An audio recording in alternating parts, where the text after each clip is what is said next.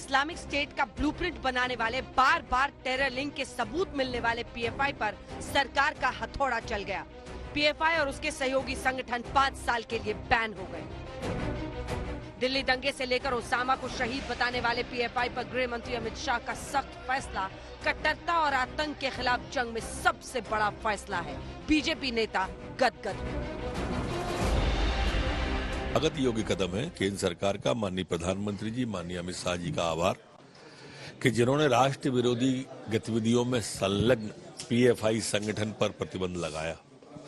ऐसे संगठनों पर प्रतिबंध लगाया जो हत्या जैसे जघन्य अपराधों पर देश में चिन्हित किए गए, चाहे केरल की बात करें हम, चाहे हम बात उड़ीसा की करें, कर्नाटक की करें, कई प्रांतों में इनके सबूत मिले हैं। इनके आईएसआई से भी जुड़े होने के प्रमाण और सबूत मिले हैं। ये सब बातें गजेट नोटिफिकेशन में हैं। विभिन्न जांच एजेंसियों ने जांच में जब ये पाया कि तथ्य सही हैं, तो गृह मंत्रालय ने निर्णय लिया है। बहुत स्वागत योग्य कदम है। जो उनके अनुसांगिक और संगठन है उनको भी बैन किया गया है।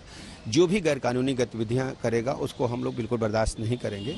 हर स्थिति में प्रदेश में अमन चैन, कानून का राज स्थापित रहेगा। कहीं कोई डिस्टर्बेंस नहीं होने देंगे। आरएसएस ने इसे देश विरोधी सोच पर सबसे बड़ा एक्शन बताया है। ये उस नेटवर्क पर सबसे बड़ी चोट है जिसने देश में कट्टरता और आतंक की सोच बोने की कोशिश की। हिंसक संस्था है, संविधान को नहीं मानती है, राष्ट्रद्रोही है, प्रो पाक या विदेशी षड्यंत्र की समर्थक है, हिंदुस्तान जिंदाबाद के बजाय पाकिस्तान जिंदाबाद के नारे लगाते हैं और इसी के साथ साथ देश में कत्लो गारत फैलाना, मजहबों में शांति के बजाय नफरत फैलाना ये करते हैं। भारत सरकार ने आज प्रतिबंध लगाकर समय के अनुकूल प्रभावी कदम उठाया है। उनके इस कदम का अभिनंदन करते हैं। एक्शन पीएफआई पर हुआ और देश में सियासत आरएसएस के नाम पर सुलगने लगी। लालू प्रसाद यादव कह रहे हैं कि आरएसएस पर बैन लगे और कांग्रेस नेता कमलनाथ बैन पर सबूत मांग रहे हैं। पीएफआई का जांच हो रहा है और पीएफआई के तरह जितने भी संगठन हैं, इंक्लूडिंग आरएसएस, सब पर प्रतिबंध लगाइए। एकरूपता लगे, दिखने को लगे। ऐसा नहीं कि ये फीलिंग जाए कि खास करके मुस्लिम संगठनों को ये तो दुर्गा बहानी भी बनाए थे। लेकिन अफसोस की बात है कि कुछ सियासी पार्टियां, कुछ सरकारों से जुड़े हुए लोग ऐसे लोगों को प्रश्रय भी दे रहे थे, प्रोटेक्शन भी दे रहे थे, और ऐसे ही लोग आज उनके सामने और उनके साथ खड़े हुए दिखाई पड़ रहे हैं। ये वही लोग हैं जो कभी देश की सुरक्षा पर सवाल करेंगे, कभी जो है वो सर्जिकल स्ट्राइक पर सवाल करेंगे, कभी जो है वो आतंकवादियों के मारे जाने पर बवाल करेंगे। और आज यही लोग उन संगठनों के खिलाफ जब कार्रवाई होती है तो उसके खिलाफ, तो उसके पक्ष में खड़े हुए दिखाई पड़ते हैं।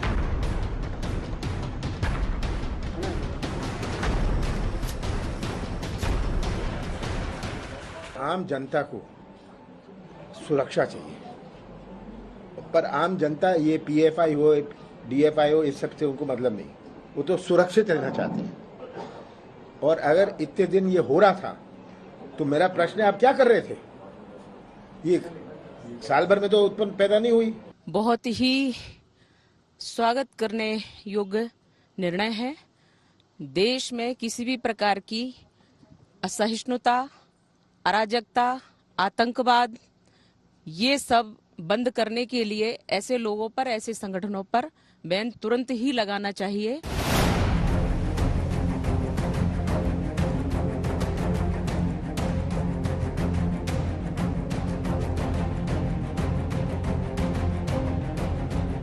आतंकवाद फैलाने की संगठन है या नहीं, ये हमें कभी जानकारी नहीं थी।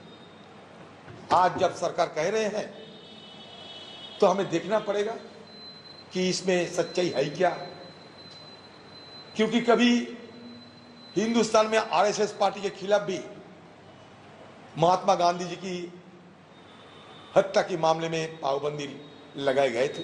कि जब पीएफआई जैसे आतंकी संगठन पर ऐतिहासिक और निर्णायक कार्रवाई की जाती है तो उसके बचाव में ये पूरा इकोसिस्टम जाग जाता है और ये पूरा इकोसिस्टम बार बार आतंकवाद के समर्थन में हाथ अपना आगे कर देता है। ये वही कांग्रेस पार्टी है जिसने पीएफआई के खिलाफ केस विड्रॉ किए थे कर्नाटका में। एआईएमआईएम के अध्यक्ष असदुद्दीन ओवैसी ने कहा कि पीएफआई बैन के बहाने देश के मुसलमानों को जेल में डालने की तैयारी है। कट्टरता करने वाले सभी संगठन के खिलाफ कार्रवाई होनी चाहिए।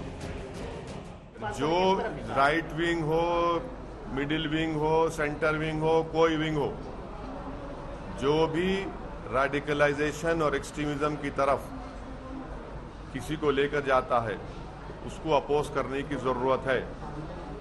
और अगर आप ये कह रहे हैं कि रेडिकलाइजेशन सिर्फ एक तरफ हो रहा है, नहीं, रेडिकलाइजेशन हर तरफ हो रहा है।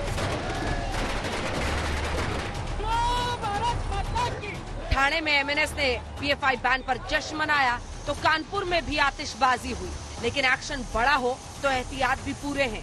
केरल के अलुवा से लेकर शाहीन बाग तक सुरक्षा बलों की तैनाती कर दी गई है। अरविंद ओझा के साथ आज तक ब्यूरो।